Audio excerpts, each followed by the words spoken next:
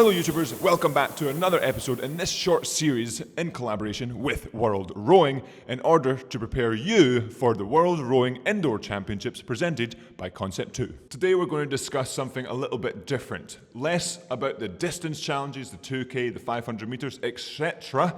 Today we're talking about the Versa Challenge because that's what I will be competing in this year. For those of you that don't know about the Versa Challenge, it is an event that spans both days of the World Rowing Indoor Championships. It involves 5 separate events, only 2 of which have been announced so far.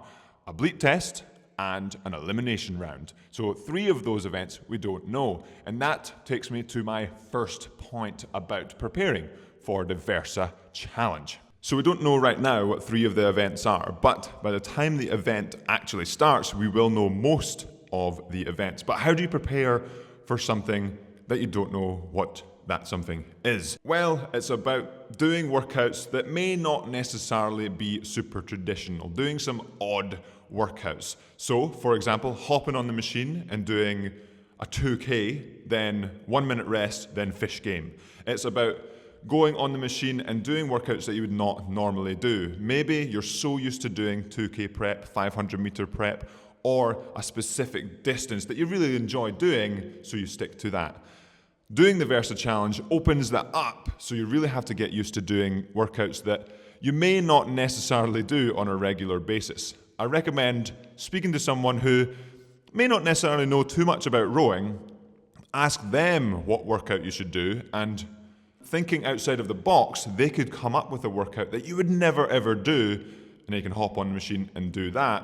And I really think doing some random workouts like that can help you prepare for the Versa Challenge. In saying that, you could also look at last year's workouts to give you a rough idea of the scope, but we have been warned that it may not stick to the events of last year. So you get a rough idea of how random or how odd the workouts could be from last year, and then you can kind of step on from there. Another massive part about trying to get the best out of yourself for the Versa Challenge is knowing your machine. Like I mentioned in a previous episode, it can really benefit to know your machine so that there's no surprises on the day. With extra surprises coming in with the Versa Challenge, you really have to know your machine that bit better. So, what do the screens look like on the machine? When you change the units, do you know how they convert to each other? What do drag factors feel like? Do you normally row on a high drag factor, a low drag factor, a middle drag factor? And how does each one feel? What about rate? Do you know what a rate 20 feels like? Do you know what a rate 30 feels like? Maybe even a rate 40. If you can feel those things out and know those things without actually seeing the screen, then it's really going to help you. And speaking of screens, have you looked at the power curve lately? Maybe there's an event where you're looking at specific power curves, one that peaks at the end or one that peaks at the start of the stroke. What does that feel like?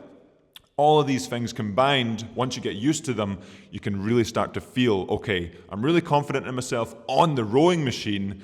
And then once an event pops up that you may think, that's very different, you're okay with that, you're relaxed, you're less stressed, you're just going to hop on the machine and do what you're told. Last year, there were events that were on different modalities, still on the rowing machine, but they used things like slides. So if you have the ability to try out different modalities, and since the event is presented by Concept 2, there is a chance of other modalities like the bike erg, the ski erg, and obviously the row erg. But it is the World Rowing Indoor Championships, so we're probably going to stick to the row erg. But that's just a left field idea, and it won't hurt, at least to get a little bit of cross-training in on other modalities. But specifically using things like slides or any other additional things that you could think of that Concept 2